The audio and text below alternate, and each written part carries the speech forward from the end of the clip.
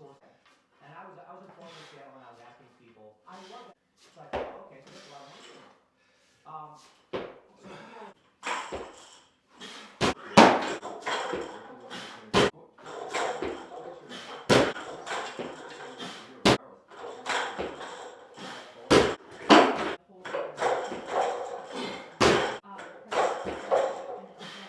First thing I'm doing today is a block power clean. I'm just going to work up to a heavy single.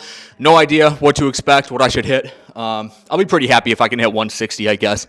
But yeah, that. Then I'm going to move on to back squat, then deficit low incline bench press. So I'm going to get the fat grips out for the deficit press, and then finishing up with RDLs. So I'll find some questions to answer during this video. All right, so this is basically my first working set here. I got 140. It should go pretty smooth. I should be able to throw this up pretty easily. Not as good as I wanted. I didn't hook grip that rep, so I'll have to start hook gripping now with the weight getting heavier. All right, 150 here. Hook grip this one. That was better. I'll make the jump to 160 here.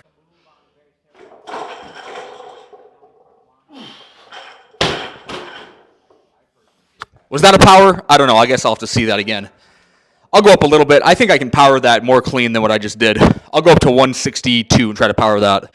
On the 2 times body weight squat and plyos thing, while it's quite ridiculous to say that it's required, do you think that this number would greatly improve the efficacy of plyos, where you would place improving back squat strength in importance for someone who has a 1.5-ish body weight squat who wants to improve jumping performance?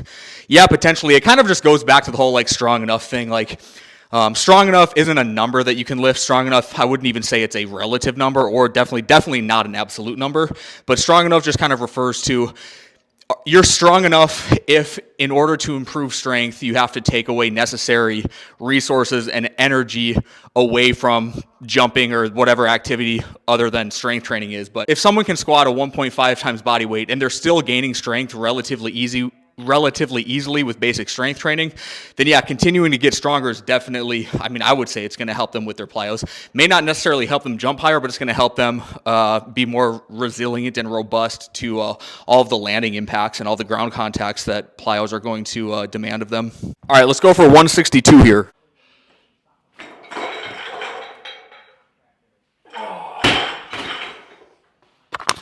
Definitely not a power there. All right, I'm going to move on to squat now. Biomechanics instructor said trap bar deads are better than back squats because it's the same stimulus but less damaging to body because the weight is closer to the center of mass. Would like to know what you think about that take. Yeah, I would definitely disagree with that. First of all, trap bar deads do not offer the same stimulus as the back squat. 1, different range of motion. 2, application of the load. I guess the stimulus is pretty similar, but he says trap bar deads are better than back squat because it's the same stimulus but less damaging to the body. I would say a back squat's going to load the entire back, the entire posterior side of the body, much more effectively than a trap bar is. No, the back squat's going to offer a much better stimulus in terms of, well, he says damage to the body. I guess part of training is applying stress to damage the body to allow it to induce an adaptation. I don't know what your biomechanics instructor is thinking about here, but that's a bad take. The weight in a trap bar is closer to the center of mass, but I don't know if that makes it better. A Zercher squat is closer to the center of mass than a trap bar deadlift is, so maybe that makes a Zercher squat better than a trap bar deadlift. And it's not axial loading too, so I would challenge your instructor by saying that if a trap bar deadlift is better than a back squat because of where the load is, then is a Zercher squat better than a trap bar deadlift because the load in the Zercher squat is closer to the center of mass, and it also is not loading the spine in the same way a trap bar deadlift is not also loading the spine. Ask your instructor that, see what his take is.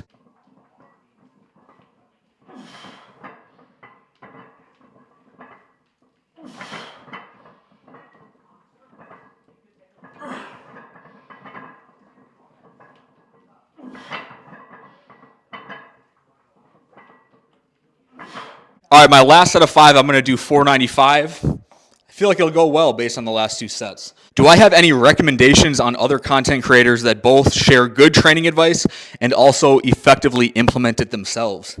Yeah, absolutely, dude. Alan Thrall is awesome. I'm sure all of you guys know who Alan Thrall is. Alec Blennis is great. Blaine McConnell is great. Angus Bradley just started his YouTube stuff not too long ago. I really like Angus. Austin Yoakum as well. Yeah, dude, there's a lot of guys. You just kind of have to find them. I'm sure if you click on my videos, like the suggested videos to the right probably has a lot of good ones. Garage Strength, Dane Miller.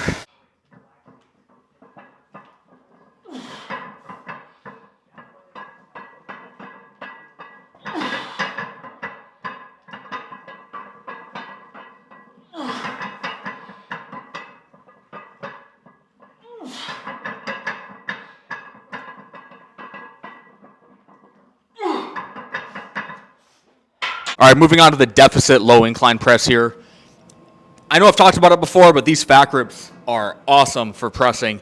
John Heck just put this out on Twitter. I think it was a video on Twitter. He might have put it on YouTube too, that having like a fat grip, or if you have like a thick axle bar or something like that where the load is distributed across your hand or across your palm a little bit to a greater surface area, it can distribute the load differently across a greater surface area, which takes a little bit of stress off of like your wrists or a specific part of your elbow, things like that. So kind of if you have like a golfer's elbow or tennis elbow or some wrist problems, using a fatter bar or a thicker bar, getting some fat grips could really help with something like that.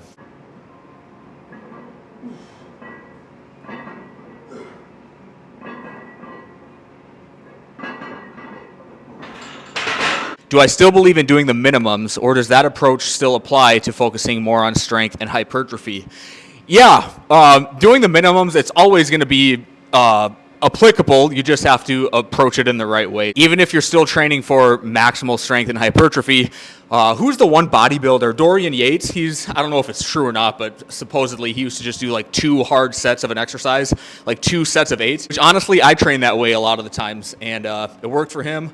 I guess I know it's like I'm just using an anecdote to support my argument here, but whatever. Yeah, doing the minimums can work for a lot of different physiological adaptations. It's just you should probably vary the loading, vary the intensity, varying the type of stimulus. If you look at training for strength and hypertrophy through the effective reps model, 2 hard sets of 8 would be I would say that's doing the minimums. You just have to make those hard sets of 8.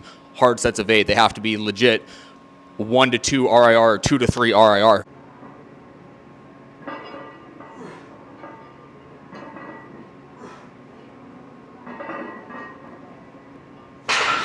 How would you suggest someone go about the Olympic lifts who is unable to get into a proper front rack position because of limited wrist mobility due to injury, not simply from poor mobility?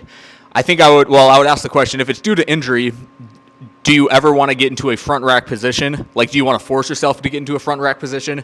Because if you do, then it's just gradual exposure. You're going to have to get there at some point. So get into a front rack, do a lot of front squatting. I really like the idea of doing like a high hip hang clean because that's going to force you to rapidly get under the bar. You can't really think about your front rack position. You just have to get into it because there's a high demand for speed under the bar. So like if you're going to power clean, you can kind of think about it throughout the rep and awkwardly kind of position your front rack into a more comfortable but not a really great front rack position, if that makes sense. So if you want to get into a full front rack because you want to do real Olympic lifts, that's my strategy that I would recommend. If you don't want to do full Olympic lifts, but you want to get some of the Olympic lifting type of stimulus, I would just do pulls probably. If you can't get to a front rack because of poor wrist mobility due to an injury limitation, I would assume you can't jerk then either, but you probably can snatch, so I would get your Olympic lifting stimulus from doing a lot of snatches.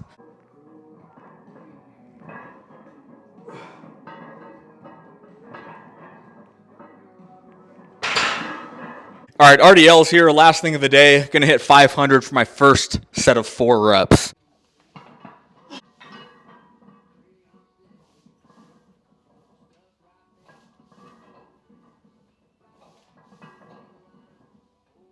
What do I think about bulking and cutting? When do you think one should stop bulking and begin to cut, if you think they have any value? This is my first time I've ever tried like actually bulking. I don't know if what I'm doing is considered bulking, but I am trying to gradually gain real lean mass. I've never done this before. It is so hard. I didn't realize how hard this is.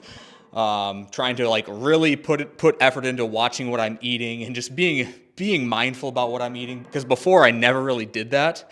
I guess I would eat intuitively what I know is healthy, but I'm like putting real effort into it now. And so when do I think one should stop bulking and begin to cut? That's up to that person.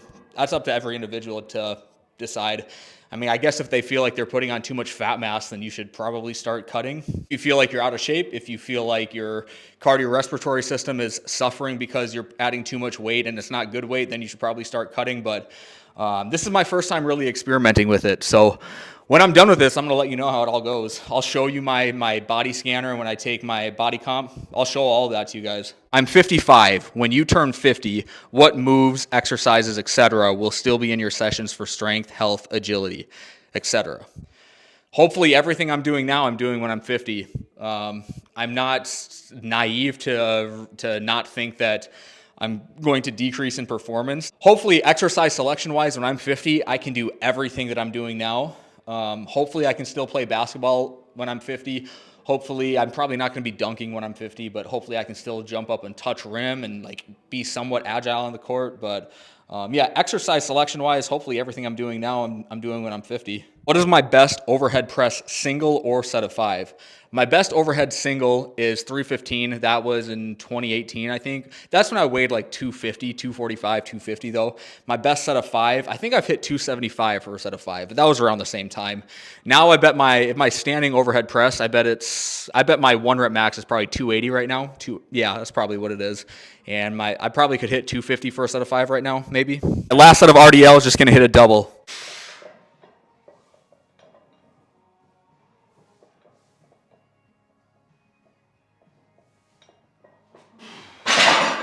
That's all I got, guys. Thanks for watching.